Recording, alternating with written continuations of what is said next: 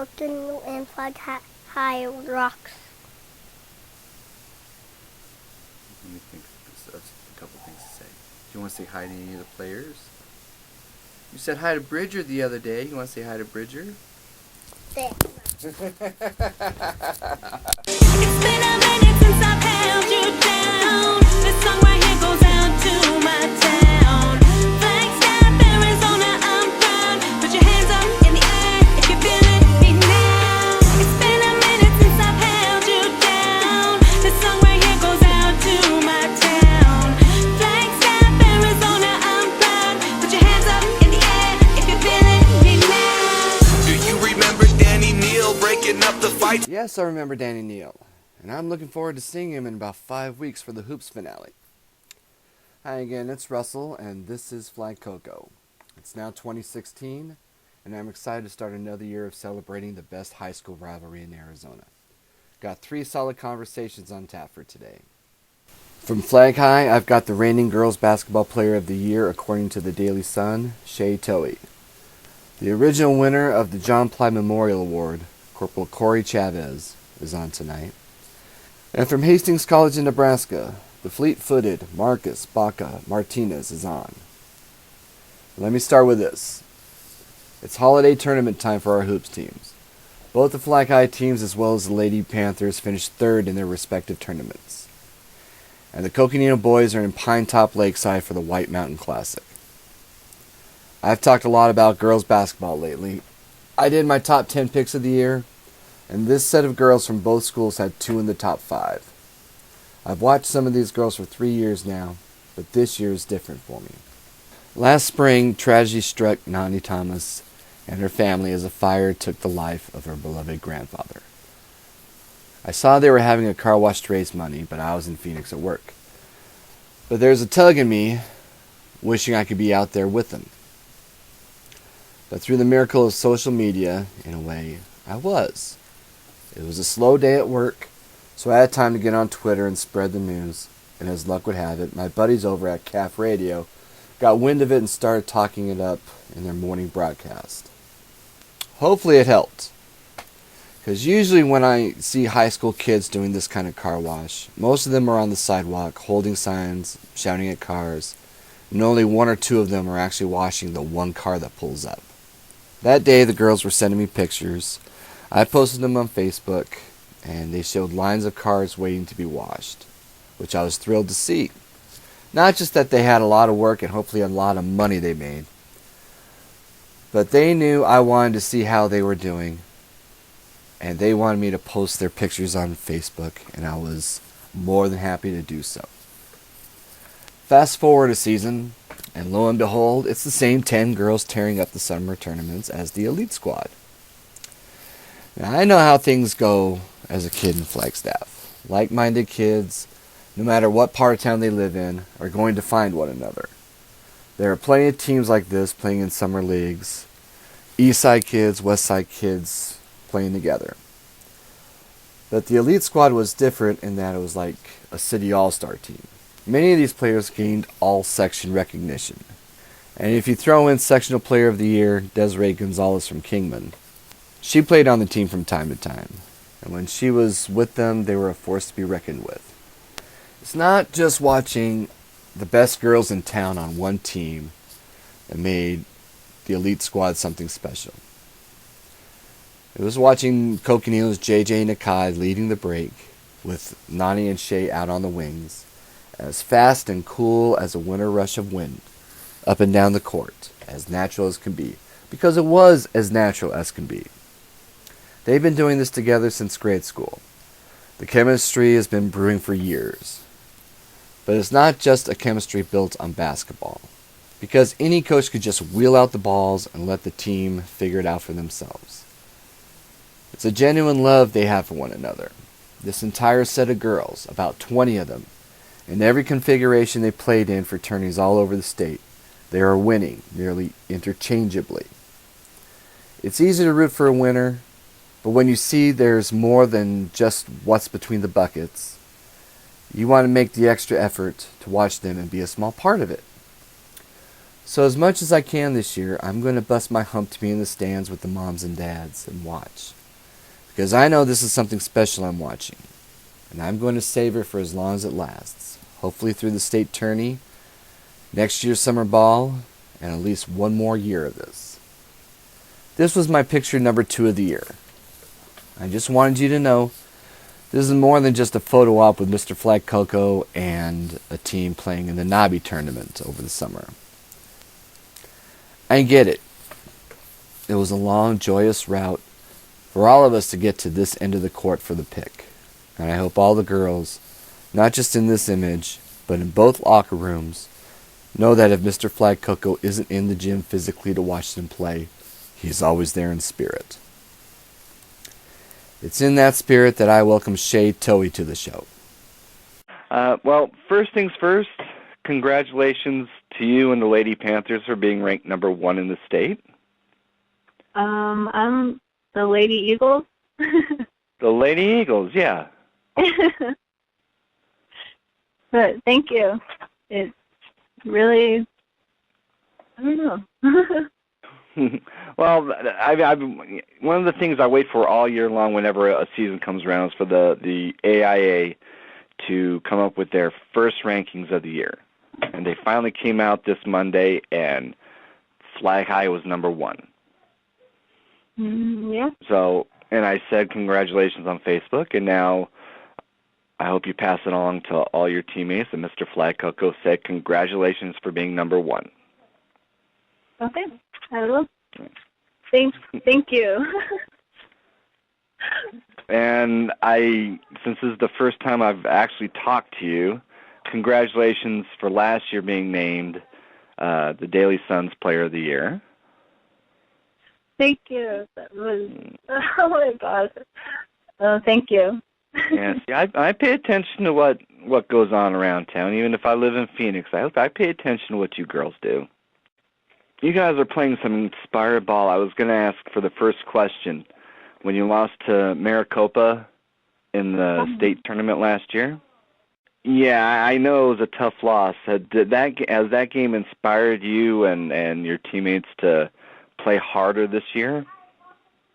Yeah, especially since, some of our starters weren't coming back. We just knew that this year we had to definitely work harder, especially with the new schedule that we got. Mm-hmm. It just made us work a lot more harder than we did last year and the previous years. Well, last year you had Rachel Hernandez playing point guard.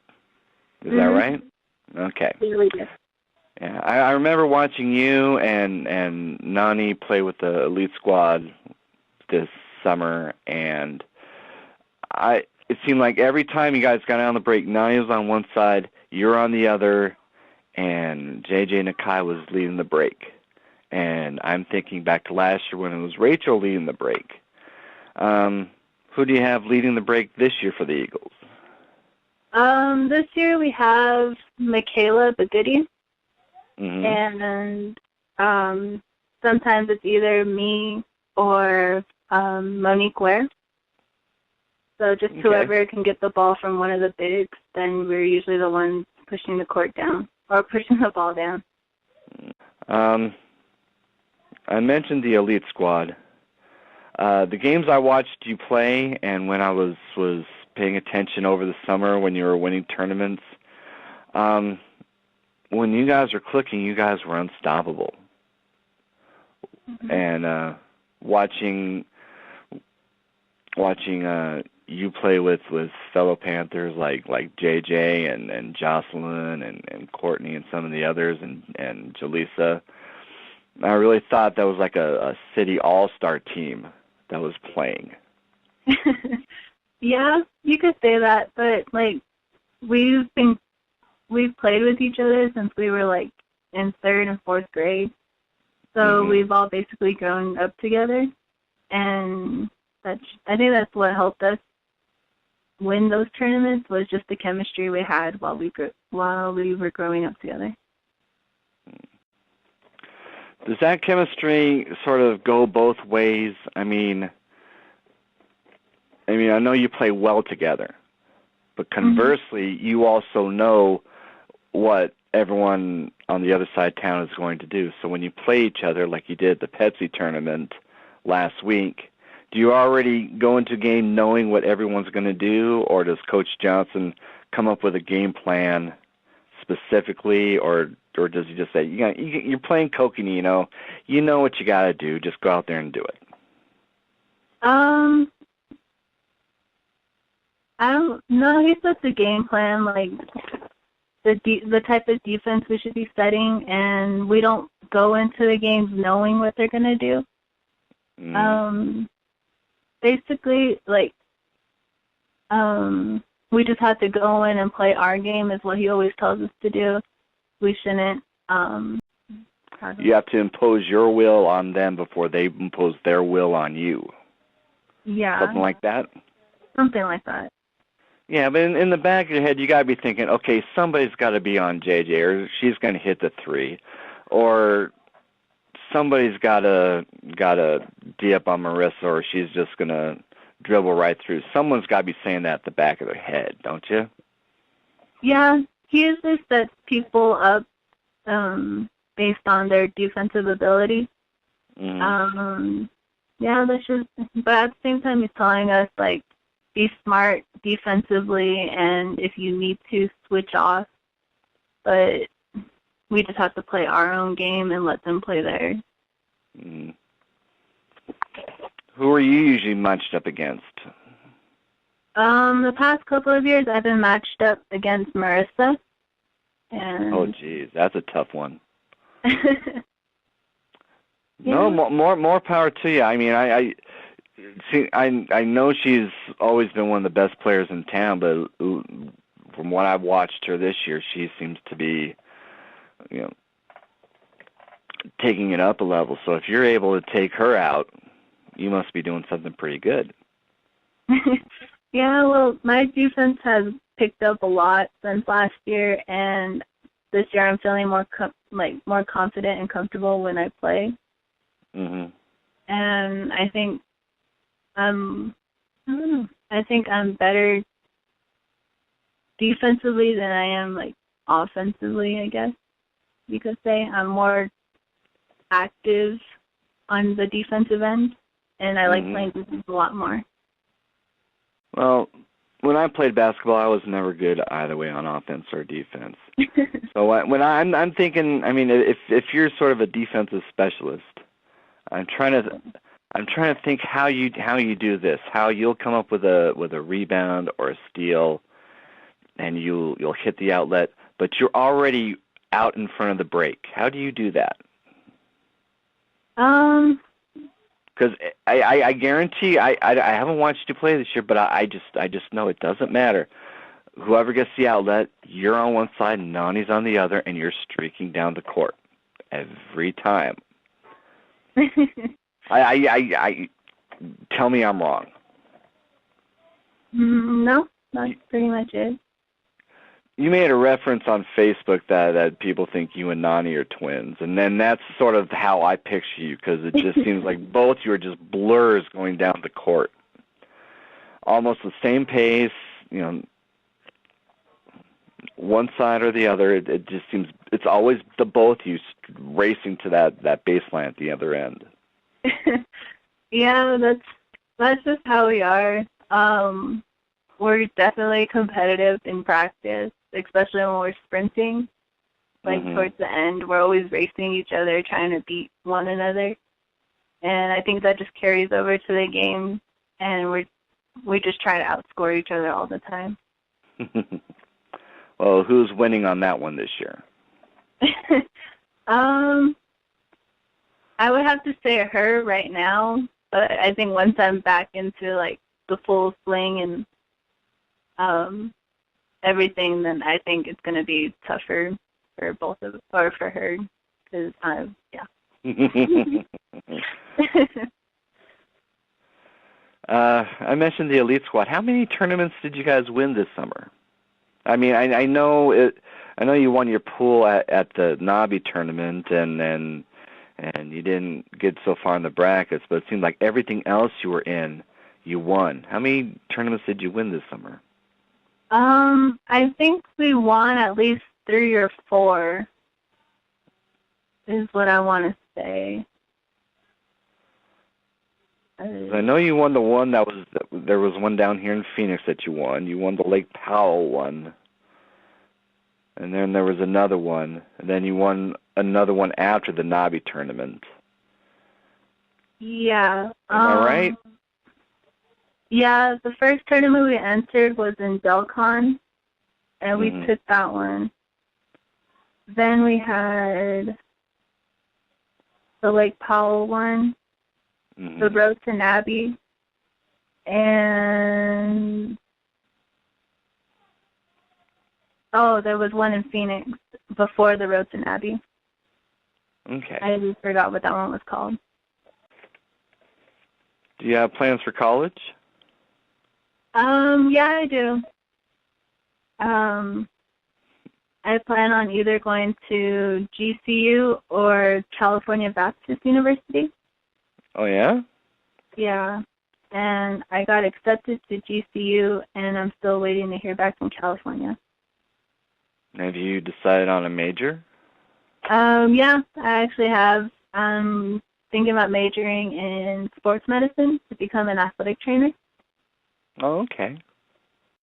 You actually live about a stone's throw from where I grew up. I grew up in Smoke Rise. Oh, okay. The exact address is 6035 North Dodge Avenue. I haven't been in that house since 1987.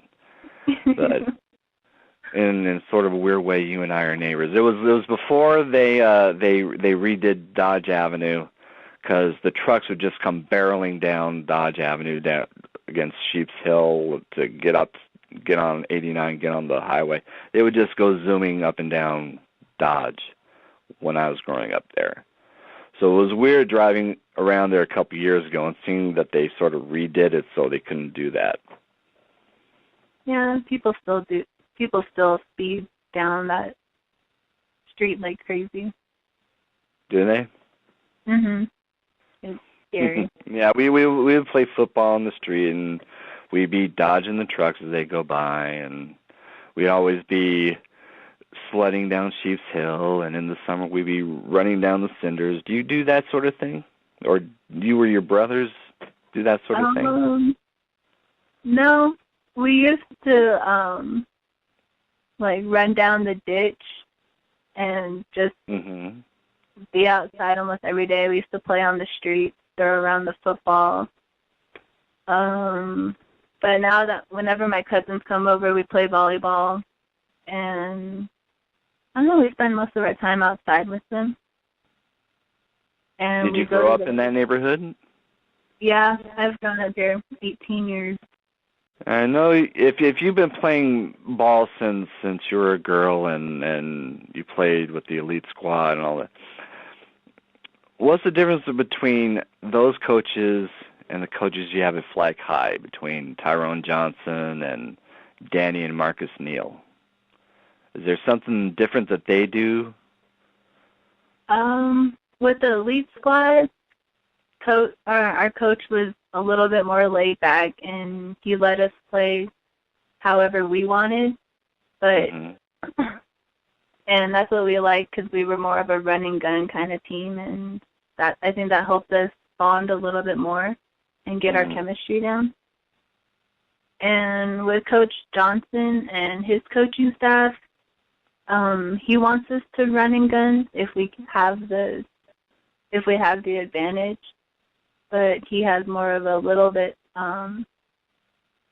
more of a structured, like, play-wise. Well, every video I see of you guys in practice, and every so often somebody will throw a video on Facebook, and you guys seem to be having a lot of fun. So I have to ask, what's it like when Coach Johnson is getting on you? I'll have to say it's scary, but at the same time, I know he does it for our benefit, because he knows we can do a lot better than what we're showing, and he just wants us to do the best that we can. And yeah, especially with my experience when I was, 8th grade, I think.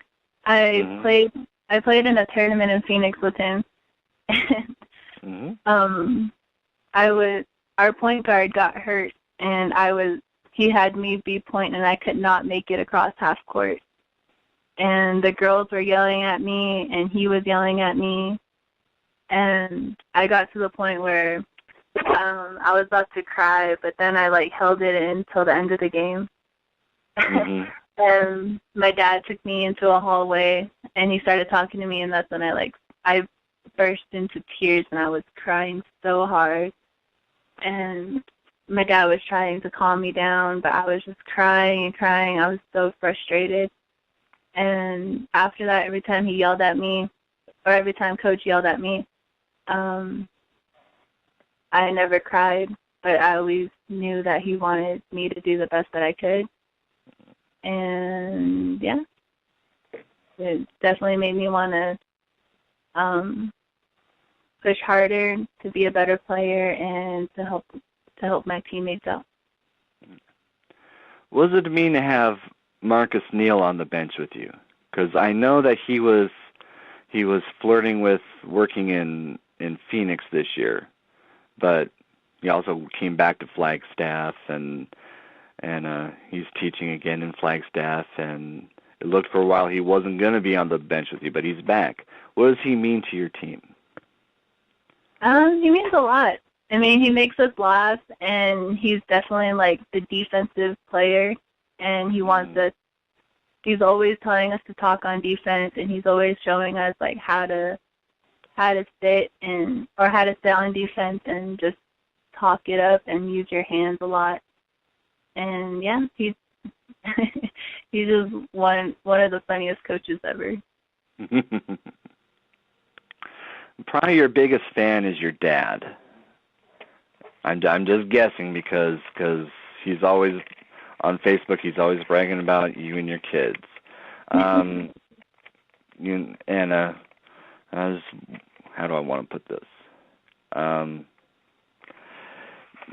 I've noticed sitting in the stands long enough. There's two kinds of parents. One is a cheerleader. I'm more like a cheerleader. The other one is more like a coach, where he's on the bench and he's trying to coach you through, and he'll be shouting at you when when you could be playing better, and certainly cheering with you when you make a good play. But he's sort of a coach on the other side of the gym. Would you consider him more of a cheerleader or a coach, knowing that he's probably sitting right there watching you while we're having this con? I would think he's both. When I'm doing good, that's when I know he'll be cheering for me and just to help me, or just to encourage me more. But if I have a really bad game, then he's there to tell me to get my head in the game and not to worry about it. But I think he's more of both, and same with my mom, but I hear more of yelling from my mom. Yeah, I noticed that sitting with all the parents, with the Panthers and the Eagles and the elite squad, that it's always the moms that are the loudest. The dads are usually laid back with their arms folded and shouting once in a while, but it's always the ladies that you hear. I don't know. I think coming from natives, it's definitely the moms and the grandparents, especially my grandma. She's she's always yelling and she's screaming. When I'm playing, I can hear her screaming when somebody dives for a ball, or if one of us were to fall and get hurt, she would be the one screaming or coming to check on you. But I think just overall being native, you get used to all the moms yelling at you and everything. So. Now, when you played Coconino, all your dad could talk about, especially on Facebook, is how you hit those 2 free throws with less than 2 seconds left. What goes on through your head? in the sports I played, I was never in a position where the game's tied, 2 seconds left, I got 2 free throws to win. I mean, every kid dreams of being in that position when they're on the court and they're practicing by themselves and they're thinking that process through. But when you're in it, is it the same process or is it different? I don't know. When my cousin Leandra, she was going to hit the 3 to tie up the game, and I just couldn't help but smile when she made that because I haven't seen her play in forever. And when I got fouled too, once I go to the line, I don't think about anything. I shut out the crowd. I shut out my coach. I just shut out everything, and I just take the ball and I concentrate on the ball, the rim, and I have confidence in my shot. I know I'm a good shooter, and everything just comes to me, and I calm down, I take a deep breath, and I do my routine, and when I know it's in, I know it's in. But when it's off, I yell once I let it go, and yeah. So when you hit the first one, did you just breathe a big sigh of relief knowing that was the one that put you on top and the second one was a little easier, or were they both just a matter of zoning everybody out and going through your mechanics and taking your deep breath and letting it fly? I think it was the zoning out. Like, my free throws have gotten a lot better, and yeah, I mean, during practice too, I'm put on the spot a lot for like running. If nobody wants to run, and we have to make the nothing but net shot, the girls usually call on me, and that puts a lot of pressure on me. But when I made that shot, I was like, okay, I got the next one, and that's when I made it. So if I know it's in, then it's in. But it's just a matter of if you go through your mechanics and you go through your follow-through, if it just feels right, you know it's going in? Yeah, that's basically how it is. One thing I want to add. She and I had this conversation last week before the Red Mountain tournament. They suffered their first loss of the season to a team from California. This one girl would hit 3 threes quickly in the first half. They got off to a bit of a lead. But once Coach Johnson put SHAY on her, she wasn't heard from again. I don't think she even shot the ball in the second half. SHAY had blanket coverage on her, denying her the ball at every opportunity. The ladies lost by just 2 because they couldn't quite get over the hump. There were a few reasons why the Eagles got back in the game, but SHAY's hustle in taking out the top scorer was certainly one of the biggest. Alright, from the hardwood of East Mesa, we head to Camp Pendleton, California, for a conversation with Corporal CORY Chavez. And probably the first thing that most people would be wanting me to say to you is thank you for your service. No problem. Thanks for the support. Did I see on Facebook correctly, have you made corporal? Yes, yep. Is that full corporal or lance corporal? Corporal. Yep, I one of the few to pick up corporal in under a year, so quite an accomplishment in the military. Well, good for you. What's your MO? My MOS is 0621 radio operator. Oh, yeah? Yeah. Is that something that once you leave the service you're going to be pursuing in college and maybe a career? Maybe yes. I definitely plan to not just the radio side, but all of the communication side, like the data networking, just like the point-to-point, line of sight kind of just simple radios, better technology with the radios. That's that. Where are you stationed at these days? Right now I'm in Camp Pendleton, California. Oh, San Diego? Yes, about an hour out from San Diego. And that's where I was stationed when I was in the Navy at 32nd Street Station. Beautiful city. Got to have money there, but it's a beautiful town to walk around in. Oh, yeah. You obviously survived boot camp. I know there's probably a couple kids out there that are going to be listening to this from Flag High and Coconino that are considering joining the armed services when they graduate. Yeah, definitely. Yeah. Can you give them sort of an idea of what to expect? I mean, I know Marine boot camp is everything else squared.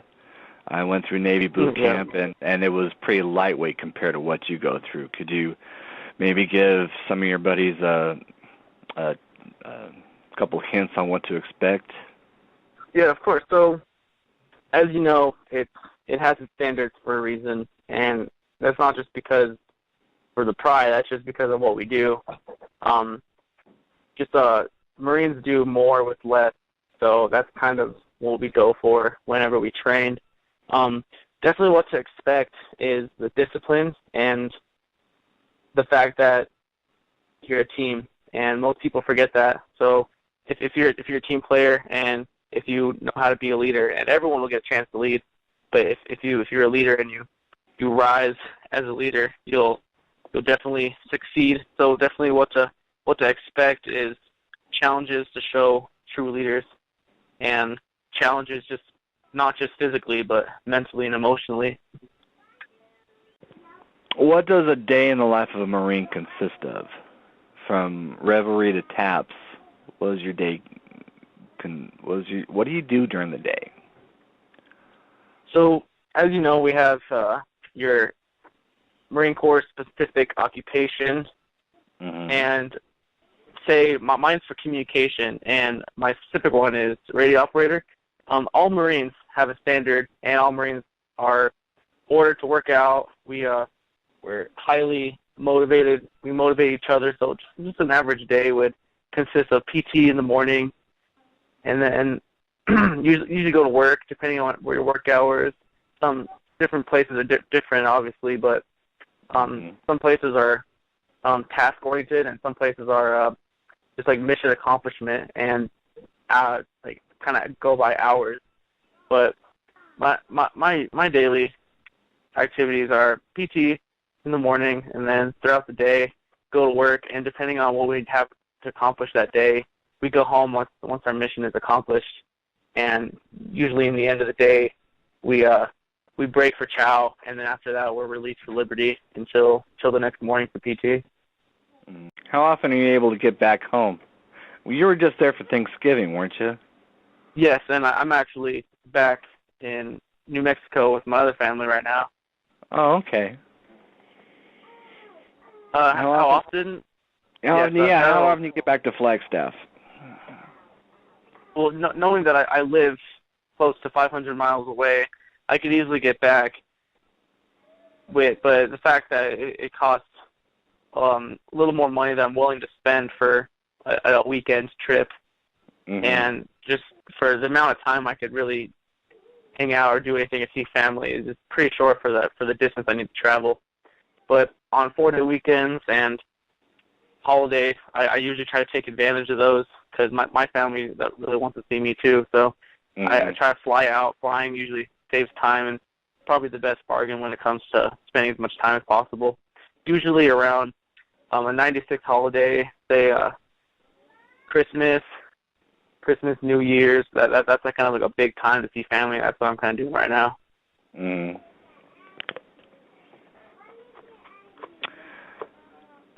When you think of Flagstaff, when you're in the middle of your day and you think of Flagstaff, what's the image that comes to your mind? What is it that you miss the most about your hometown? Definitely miss the memories and like the social events that took place. Like the last time I visited, it was pretty much just the same hometown, same restaurants, the same scenery, and there's just a lot missing from what I was used to. And well, what I was used to is seeing all my buddies, all my teachers, coaches, just the environment of being a student in one of the high schools. It kind of made the town what it was. Now when I go back, it is what it is. It's just a town with a college, and I just miss the social events and being a student Do you miss the cold? Oh yeah, that too. Yep, snowboarding after school, sledding with my friends and stuff like that. Well, you know that when was it, Saturday? They were getting some of those Arctic blasts and 64, I think it was 64 mile an hour gusts. So the wind chill had to be like 15 or 20 below. I gotta tell you, that's why I live in Phoenix. I just can't do those 20 below zeros anymore. Oh yeah, it seems miserable. I still have a couple friends going to school, and they say that they're stuck inside. You know, there's really nothing to do unless you go to the snow bowl. So I can imagine. I remember all the years. It's just miserable to go outside unless you're planning to do any activity in the snow. You sent me a picture or two from when you were in boot camp, and you were one of the flag bearers. How big of an honor was that when you were in boot camp to carry your company's flag? Oh, okay, yeah. So that's probably the second highest achievement you could get in boot camp. The first highest is being the company honorman, and I was just a platoon honorman. So I was one of 6 out of, say, 400 recruits and 400 Marines that graduated later. It comes to show that you can't just slack off and they get it handed to you. No, you definitely got to work every minute to keep it and sustain it when you have it. So, to my perspective, it was a great honor, and every day I felt the pressure of losing it, and it just kept me striving on to keep the position, because I knew that anyone else that would get it, I didn't really think that they would be worthy. Not that there wasn't worthy people, but of the people who took it from me when I wasn't focused, they weren't doing too good of a job of leading anyone, and no one wanted to follow them.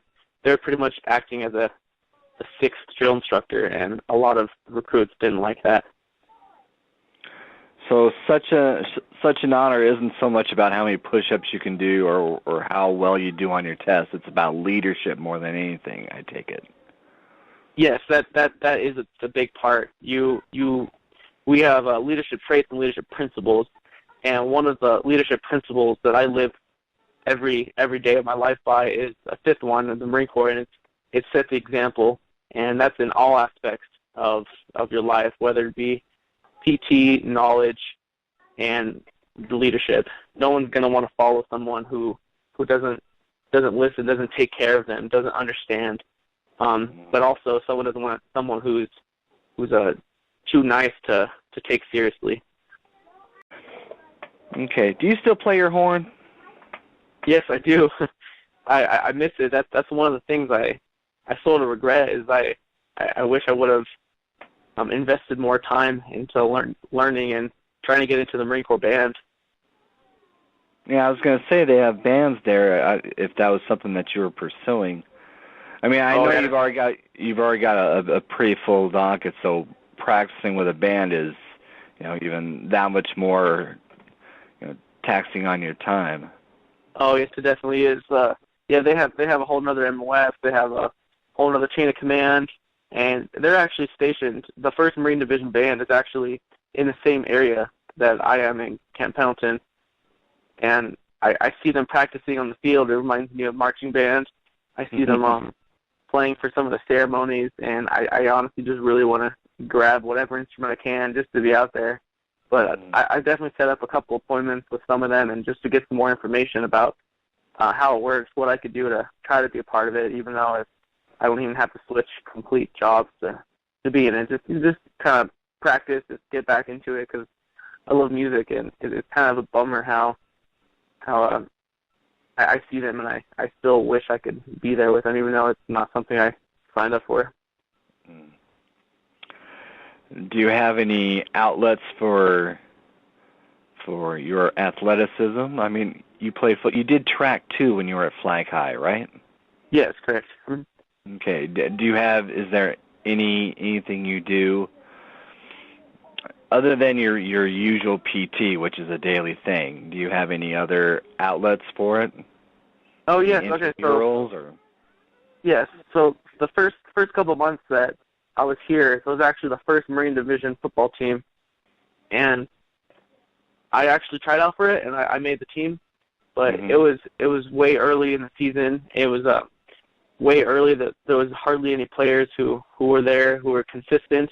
Everyone was here. Everyone was there. People were showing up late. It just didn't seem too organized. But so I stuck with it for a month, hoping that things would get better. And, you know, Marines are obviously busy. And the only Marines that could really show up are the Marines who didn't really have specific hard MOSs, say like admin and some of those desk office jobs. So that was pretty much the only time that I really played football. I played for about 2 months until the players started running the team, because the coach would also not show up sometimes because obviously they had their times that they needed them. So that's the only thing that I really invested my time in so far. And it was great. We played a couple games, but after that, everyone started slowly dwindling out, and I did too. So. When you think about playing football with the Eagles, as you did you played sophomore year, right? Yes. Sophomore, junior, and all three of those were under Coach Eddie Campos. Yes, but sophomore year he was Campos wasn't the head coach. Yeah, it was Kevin Courtson, right? Yes. Courtson and Kyle Courtson, one of my good buddies. He was the quarterback. Mm-hmm. Did Campos ever say anything to you or to the players that sticks in your head in terms of life experience to come? He definitely did mention a lot of things.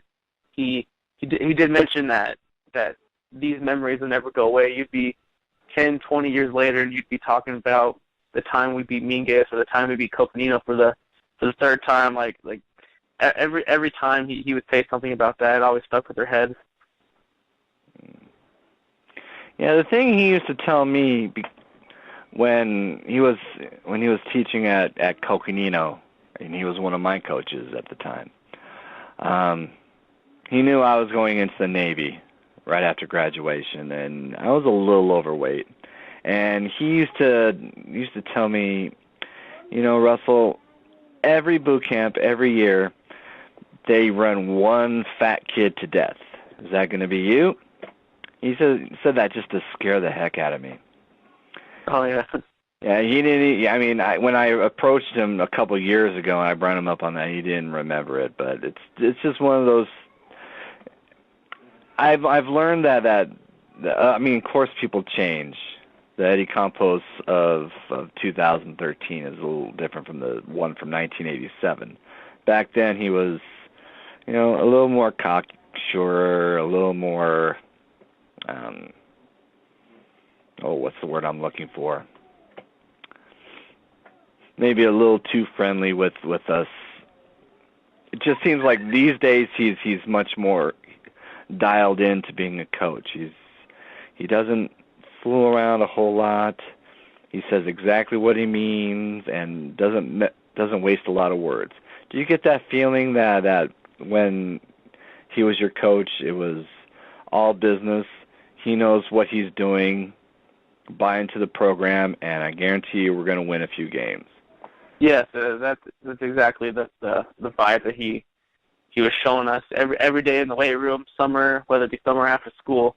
He'd always point at the program and says, like, if you don't do it like black and white, you're either going to win or you're either going to lose. And he says, if you do it right, you're going to win.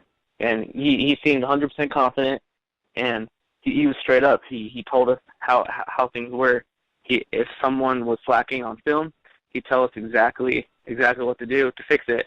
And whether it'd be your own decision or his decision to fix that problem, it always got done. Yeah, I remember coming to practice before the season started, and I can't remember who it was that was injured. He was on crutches, and he was on the sidelines, and some of his buddies were chatting with him, and he was very clear the field is only for players. Threw them all off. And it stuck with me right there that he doesn't fool around anymore. Like I said, when he was my coach, maybe he will let a lot of things like that go. Things that you wouldn't even think about as a player. I mean, you're just practicing where you've got your friends, but it's those small details that he seems to be really on more. Yeah, I definitely see that too. You were talking about one of the players that was already on the team, that was on the side with the crutches. He was I don't think he threw him off, but there were a couple of his buddies, and I can't remember who it was. I mean, it was a couple years ago, and both the Eagles and the Panthers over the last few years have had a fairly good rash of injuries, so it's hard to keep up. But apparently, a couple of his friends were chatting with him on the sideline just as practice was starting, and Campos came over because they were like right next to me, and Campos was coming over, and he sort of shooed them off, and they left the field. Oh yeah, he did that a lot. Sometimes there would be he kind of had the feeling there were always like Coconino scouts or players that like that just wanted to watch instead of actually commit to practice.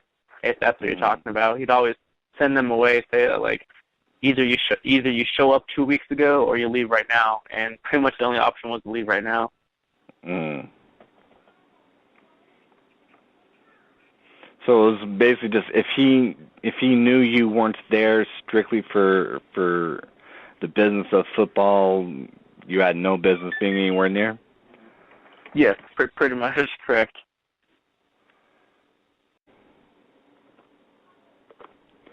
You were the first recipient of the John Ply Memorial Award.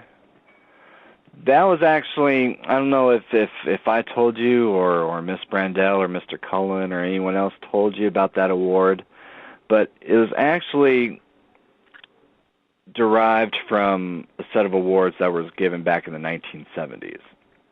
Oh, yeah, I definitely saw those. I saw a huge time gap between the last recipient and then myself. Oh, you saw the plaque at Flag High? Yes, I saw the plaque a few years back. I don't remember how many, and then there was the year that I was there, and there's just a time gap. I never knew about that award in the first place. I never thought twice about why they stopped handing out that award until I was the recipient of it. Okay. I just want to tell you that I'm going to run out of time for recording this in about 5 minutes, but you and I are going to continue talking just because I want to keep talking. Oh, that's fine. No, those were awards that were given out in the early 70s as the rivalry was starting to take foot. I think they stopped after the 1976 game because by 1977 they were starting to play their games in the Sky Dome. Uh-huh. And instead of trying to fill the old Lumberjack Stadium that sat about 8,000, or Cromer Stadium, which sat about 6,000, they were now starting to fill the Sky Dome, which at the time sat 14,000. Oh yeah. So they didn't need. This is just, no one has ever told me this. I know the Cromer family, but I haven't had a chance to really talk to them about these sort of details. But my guess is they didn't need to add anything more to the rivalry game because it was now in a place that could sit half the city. So you didn't need the Cromer Awards as an added incentive for people to be interested in them. That's my guess as to why. Because if they had continued it, you'd have about 45 names on it, and they'd be some of the greatest players in Flag High history. It would include players like Caesar Polk, who once ran for 260 yards and 6 touchdowns against the Panthers. It included David Winsley, who, when he graduated from Flag High, was the all-time leading rusher in Arizona history. And your name would be along those sort of greats. Stan Gill would probably be on it, who, when he moved on to college, he went to Stanford, and I think he scored 35 touchdowns his senior year. Uh-huh. But we named it after John Ply. He was the coach of the Eagles when the rivalry started. Okay, yeah, that's something I did not know. Yeah, and I don't know if you know him. He graduated last year from Coconino. Do you know Daniel Langston? No, I do not. Okay. Well, he's John Ply's grandson, and he loved his grandfather very much, and he's always interested as to who wins the John Ply Award, because it seems like to him you're carrying on his grandfather's legacy. Uh-huh. I don't know if anyone has. I mean, I know it's an award for the game MVP, and you had there were plenty of pictures of you in the Daily Sun as to, I mean, you're always carrying the ball. You're always running through the Tuba City defense or the Central defense. But I don't know if details like that, knowing where this award comes from, that there's actually a history behind it. It's not just Mr. Flagcoco say, hey, I wanted to do a couple of awards. Here you go. There's a little more to it. I don't know if anyone ever told you the background of that award. But apparently it sounds like someone did tell you a little bit. Just a little bit, yeah. Okay. I think Chance Halstead won it last year. You were at that game. You know that. Yeah. And most recently, C.J. Tompkins won it. Okay, yeah, I know him too. Yeah, he caught 2 passes for 118 yards, both of them for touchdowns. Made a few big plays on defense. Sacked Cristo Tabarez a couple times. He had a great game. And the Eagles won, of course. Mm-hmm. Was that the last time you went to a Flag High sporting event, when you went to the rivalry game last year? Yes, that was the last time. I tried to go this year, but I didn't have any time off, and I was caught up in work, so it was, I think Halloween was on a weekend, and that Friday I worked, so there's no way for me to try to drive out to Flagstaff on a Thursday to catch the game. Here's the address for Corporal Chavez if you wish to send him your warm regards. I know he'd love to get something from his hometown. Last but not least, enjoying the holidays in Flagstaff, here's Marcus BACA Martinez. Hastings College. That's where you're going? Yep. Where is that? It's in Nebraska, kind of like towards the south border. Middle. Pretty close to Colorado. Oh, okay. Yeah. I've been through Colorado a few times, so I'm going to assume it's mountain country. No, it's actually very flat. Very flat. Only Okay. a couple 100 feet elevation. Okay, well, I'm off. Yeah, it's nice out there. The weather gets pretty cold. Like when I left to get on the airplane to come to Arizona, it was like, I think, -3 when I left. Oh, jeez. Yeah. So you go from -3 there to negative probably, 15 or 20 was the other day with the wind chill? Yep. Yeah, what did I see on the weather? That it was, 60 mile per hour winds? Is that right? Yep. How do you Flagstaff folks do that? That's part of the reason why I don't live in Flagstaff anymore. Freezing. I bet. Yeah, it's a totally different kind of cold in Nebraska. Oh, yeah. Like it's only snowed once since I've been there, but it gets pretty cold. Yeah. Yeah, I lived in the Midwest. I lived in Wisconsin for a while, and yeah, it gets bitterly cold. You get those Arctic blasts coming off. Yeah. Especially in Wisconsin, you also get the cold air coming off the Great Lakes, Lake Michigan, coming right through the state. That's bitter. I went through 3 cars in 1 month. Wow. The last month I was there, just because I kept going through engine blocks, just kept cracking. I'll never do that again. So it's nice. That- It's nice to visit Flagstaff once in a while doing this, but Yeah, it is. I just can't shovel this. It's fun to play in the snow. It's not fun to shovel or drive it. Yep. Yeah. So, are you working on your major already? Do you have a major picked out? Yeah, I'm doing marketing. I want to get into like the advertisement field.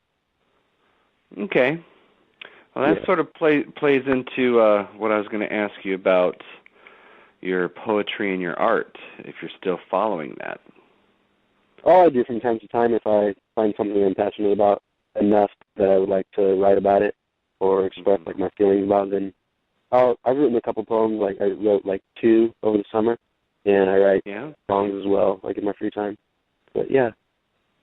Yeah, because that's the first time I saw your name and took notice when you wrote a poem and posted it on Facebook about being a Company Panther. Football? Yeah, this Friday night. Friday Night Lights. Yep, that was awesome. Yeah, that's when I first took notice of you, and that's a kid I got to know a little bit about, because not that I'll consider jocks stupid, but not many have their book of poetry that they pull out once in a while, you know?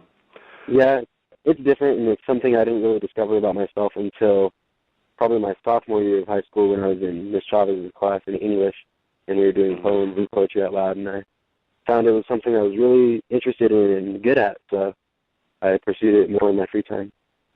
Did you ever consider majoring in English or literature, or? I didn't, just because when I went into a different class my senior year, and we talked about advertisement and marketing and stuff like that, that was something I really thought that I thought I could see myself doing something like that with my life, and seeing myself being happy with my job. And I've always told myself that I was going to be happy with my career that I chose, because, you know, like when they say you love your job, it's not really, you never really go to work. So I always wanted that with my life. Exactly. When you do art, what medium do you use? I'm sorry? What medium do you use? I mean, do you paint with acrylics? Do you draw with pencil? What do you normally use when you've got something in your head that you need to get out onto a canvas or paper or something? What is it you normally use? I don't really draw pictures or images or anything like that, but if I'm doing a poem, I'll usually do probably pencil and paper, sometimes pen, but I prefer a pencil. And sometimes if I'm on my laptop, I'll use Microsoft Word, because I can type faster than I can write, so it helps me keep my ideas flowing. So what's there to do in Nebraska other than freeze to death? Well, I'm running track right now, so that's taking up a lot of my free time. But there's bowling alleys out there, movie theaters, kind of similar to Flagstaff. It's a lot smaller, but, you know, not much to do. Not really big cities or anything like that.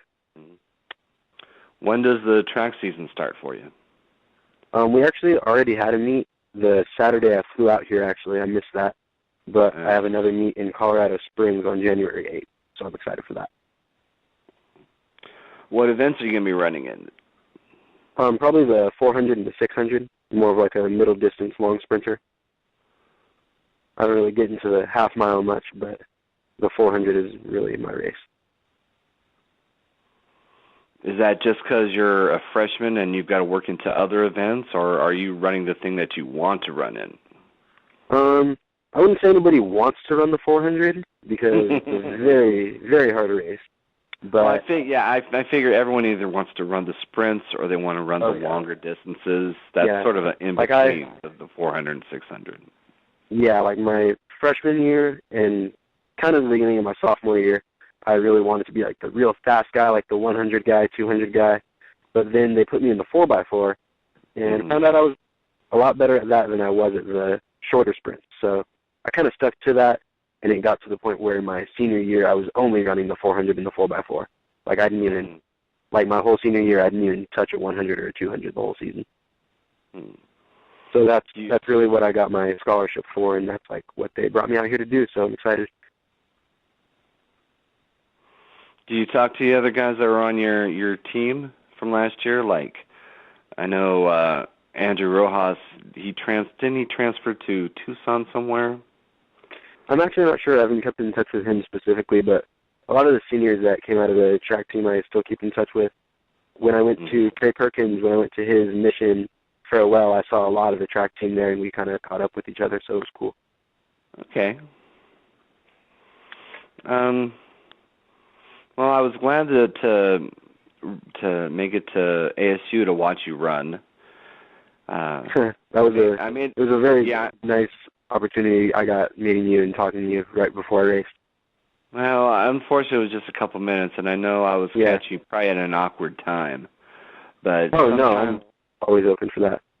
Yeah, sometimes that's just when I can do it. I mean, I take my grandson to as many events as I can, but between work and transportation and you guys coming down to Phoenix or me going up there, sometimes it's tough. So if it is 2 minutes here and there, it's something that I hopefully treasure as much as you guys do. I mean, I put a picture. Oh yeah, definitely. I put the picture of you in in the top 10 list for this year. Yeah, I saw that. Yeah, because it's those little things that matter. I mean, that was definitely one point in my season that I'll definitely remember for a while. Because meeting you, and then I remember meeting you at I don't remember which game it was. I think it was the Tempe game. It was the Tempe game. When I was out with my son.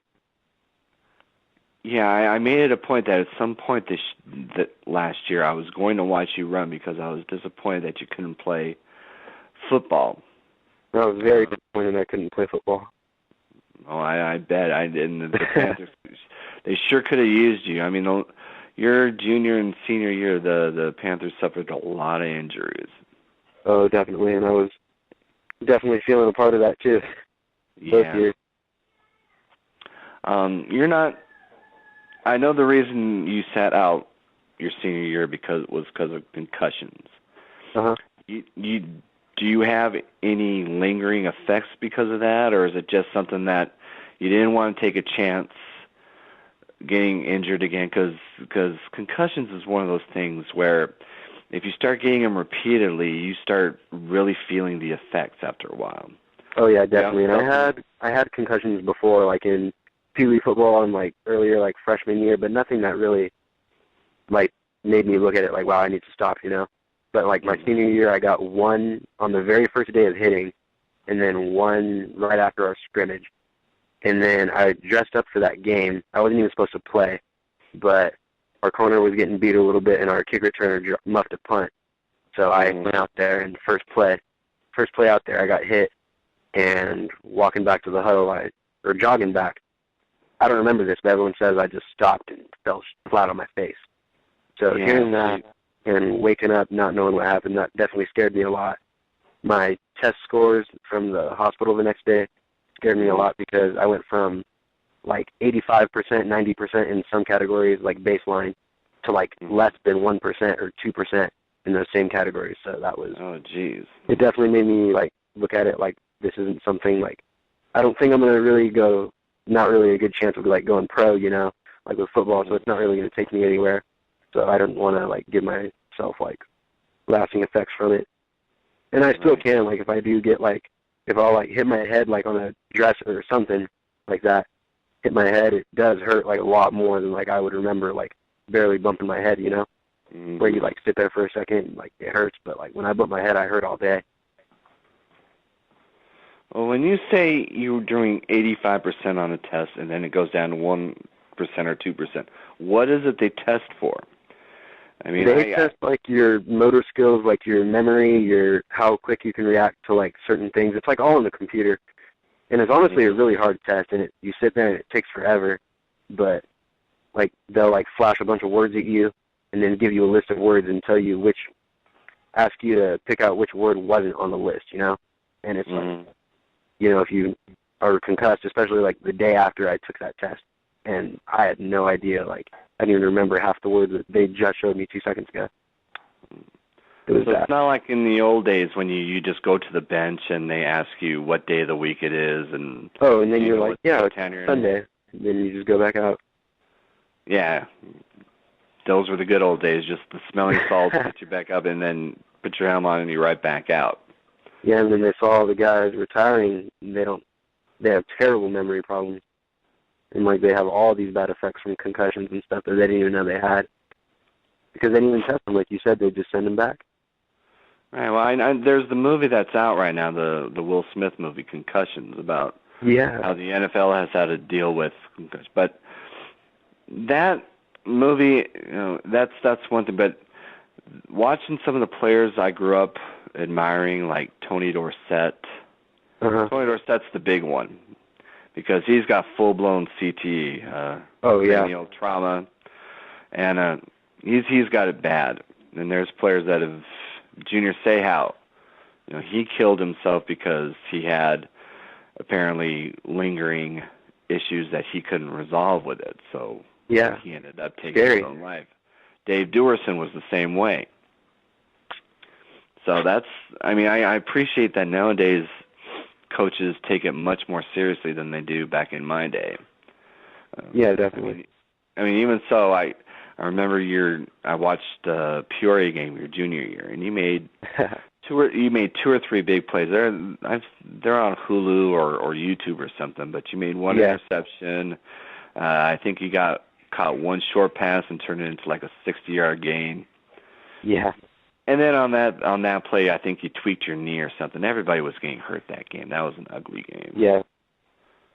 Yeah, I remember that was a reverse from Jess, and like I should have, looking back at the play, I should have cut it upfield and taken the smart route, but I decided I wanted to be an idiot and try to run backwards and do all the crazy stuff, but fortunately I got out of it. And I remember when I went down, this dude, like Superman, jumped onto my back, and I like locked my knee out, and you're right, I did go down for a little bit, but I came back, and I remember I had a pretty good game that day, but I didn't get to play long because I did mess up my ankle, and I was out for the season that year.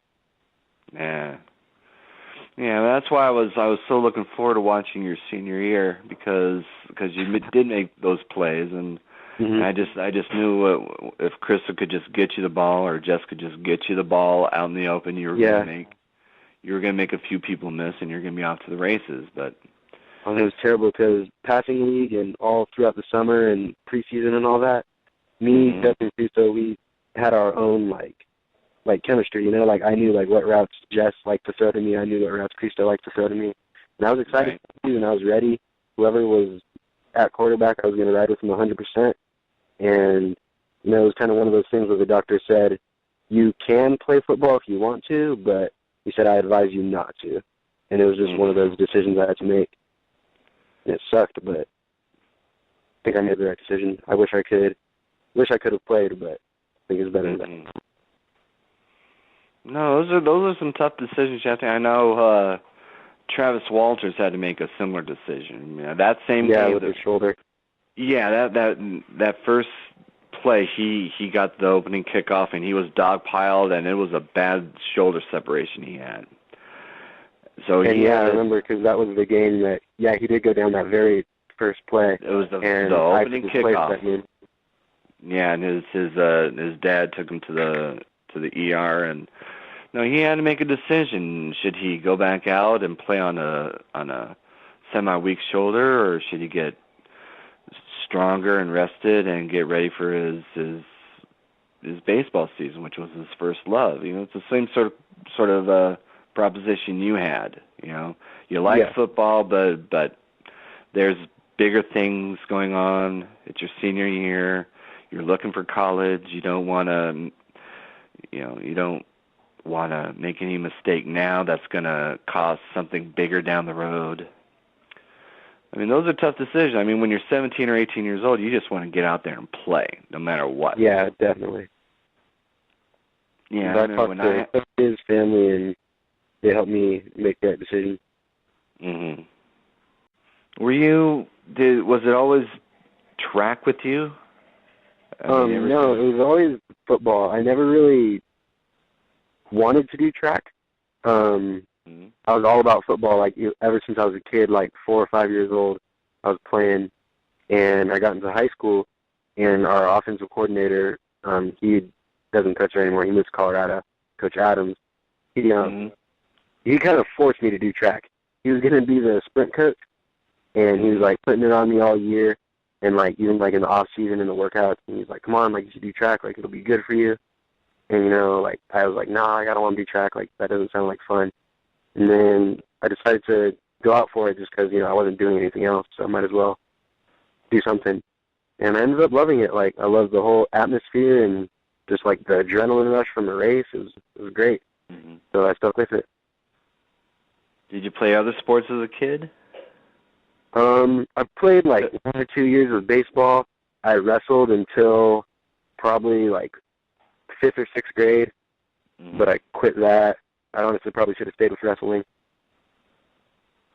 So were you one of those kids, sort of like I was, where you every season you played a sport, mostly just keep in shape, so when your favorite sport came around, you were already set, ready to go? Yeah, pretty much.